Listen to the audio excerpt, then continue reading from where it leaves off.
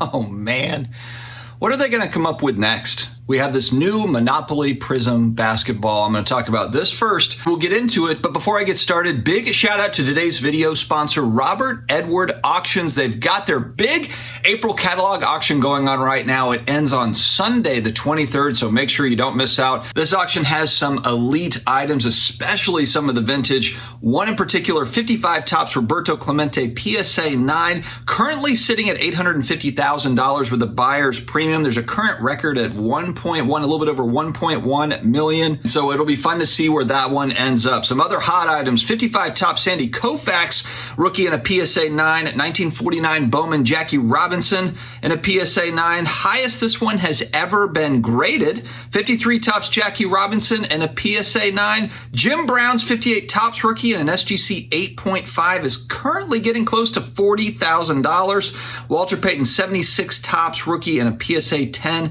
is around $35,000 right now. That's a sweet card. I've seen that actually in person at the Dallas Card Show going back a couple of years. I saw a copy of that. Very, very nice. Lots of rare unopened boxes, all sorts of goodness. So definitely check out the robertedwardauctions.com site. It's an April catalog auction. It's one of their biggies of the year. I will put the link in the video description as well as in the comment section. All right, so here's the deal. Let me kind of preface the conversation with, I'm not really looking at the price point of this Monopoly Prizm basketball.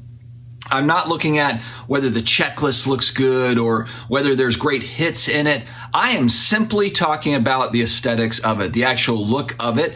And the Prizm cards are nice shiny cards. Love it. The thing that kills it for me is the word Monopoly on it. And I can understand, look, you're trying to do, for Panini, you're trying to do these kind of crossover deals. But to me, this is kind of like trying to do like Superman versus the X-Men or, even Alien versus Predator. In theory, it seems cool, but in practice, it's like, Freddy versus Jason. I just don't know. And to be honest, I don't think it works with I can't think of one brand that it works for. I know people would say like, oh, Dustin, you're a big Stranger Things fan. You're Stranger Things cards collector. I bet if they had Demogorgons alongside Steph Curry, you would think that's awesome. No, I wouldn't. I would think it's totally dumb. Jurassic Park, Velociraptors chasing LeBron James. No, Winnie the Pooh. I don't want Piglet LeBron dual autos. I'm not interested in that. And so for me, just aesthetically, this is a no-go. I know it's being celebrated. I'm sure this product has a place for some collectors. It's just not for me. But let me know. Am I crazy or does this just not look great? I just don't like the look of it with the Monopoly branded stuff on it. Just doesn't make sense to me. I can't get behind it. All right, next we are going to talk about don't underestimate collectors/hoarders. I'm going to go back to a conversation I had last week with Sean at Reserved Investments. I will put a link to this video. Check this out. This is about a 2-hour conversation, long form. People have been asking me, hey man, can you come out with some more of the long form stuff? I've been trying to do that with different live streams. I'm bringing on DPZ's collector series. So we've got long form and short term content here on the channel, but this was a good conversation. I felt Sean at Reserved Investments, practical advice about collectibles as a whole. So he's talking about trading cards, but he's also talking about coins, and he's talking about Pokemon. He's talking about comic books, a wide variety of collectibles and antiques. But we go down this rabbit hole a little bit of we don't really know about the supply, the total supply of this stuff. And I get a little nervous for myself. I'm a big 80s, 90s culture collector. There's just so much cool IP that was born in the 80s and 90s, and you see it because they just keep on redoing it today. You just see it continue on. But with the rise of third-party grading, really, if you're looking at sports cards, this thing goes back, 20, 25 years grading sports cards. But now we're seeing grading in a lot of different areas. And even with comic books, grading goes back with comic books as well. But, I collect graded video games, graded action figures.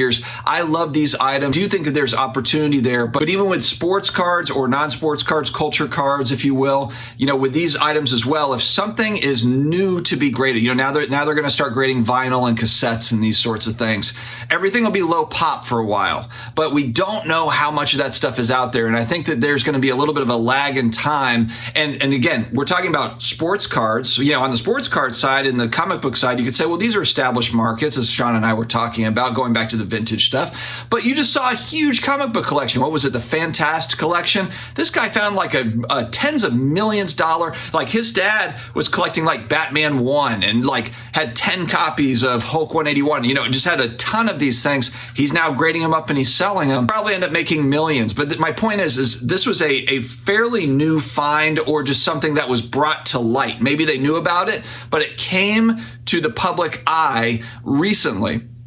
Which begs the question, how much of these collections are out there that just haven't surfaced yet? I was talking to a big vintage dealer at the Philly card show, and he just kind of made a good point. He deals in vintage sports cards, and he just said, look, this stuff rotates around. You have people that, the stuff sits in collections, these vintage baseball cards, but eventually they come to surface because somebody passes away or they just get out of it for whatever reason. They need to raise money. But a lot of times it's people that have been holding it for a long time, and then finally, they do pass on, and that collection goes to auction somewhere. A lot of these cards and collectibles rotate around, and that's talking about vintage. That's going back and talking about 50s and 60s baseball cards, let alone 80s, 90s stuff, getting into the 2000s, which even 80s, 90s, for some people, that's considered vintage. But there's a lot of stuff that was produced during that time, and we just don't know how many of the collectors, hoarders out there. When I think about action figures, I'm always worried about, like, are they going to find a KB Toys, a Toys R Us, storage unit that's got 1,000 rare sealed,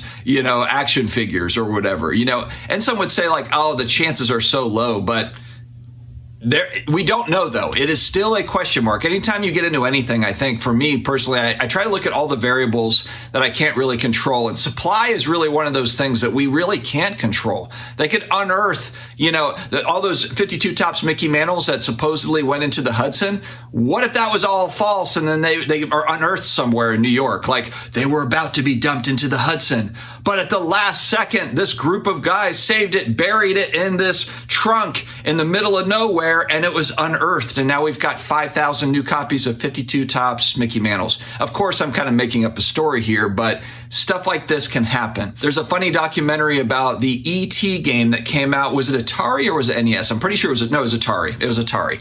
So they tried to rush this game out for Atari 2600, I believe, back in the 80s. This particular game is the culprit. A lot of people blame this game for the downfall of video games in the 80s. This is how big of a deal E.T. the game was for Atari, which gave to the rise of Nintendo a couple of years later. But really, this was kind of a signal for Atari that sent them going downhill. They rushed this game out to be released at Christmas time, and I think they made it in like 3 or 4 months. And even the developers were like, we just didn't have enough time. The game was not very good. It was not good at all. All right, but they sold copies. They sold millions of copies. It just wasn't good, and then people soured on games, along with other games as well. I'm not saying that was the only driver, but then they buried all these games, like millions of games out in the desert. This was kind of an urban, myth, right? And so this group of guys makes a documentary going out and digging up, trying to find the landfill of ET video games, and they do find it. And I actually saw, I think it was on Heritage Auctions, one of the unearthed graded ET games from this place was just sold for, I think, like $1,000 or a couple $1,000. And so it just goes to show that the hoarders, collectors, the landfills out there, stuff can be recovered. You just never know. So supply is always a big question mark whenever we're dealing in collectibles. And it's something that I've been thinking more of. And so that's why I called this, don't underestimate the collectors/hoarders that could be out there with some amazing stuff that just hasn't come to light. And when I say collectors, hoarders, that's not a negative term. I know hoarders has a negative connotation because of the TV show. I'm really just talking about people that are just holding on to things for a long period of time. They might not even know what they've got, and then finally it comes to the surface. All right, guys, let me know your thoughts in the comments below. Make sure to check out Robert Edward Auctions. Don't miss out on some fabulous stuff that'll be ending on Sunday, the 23rd. Stay healthy, stay awesome, and I will talk to you again later.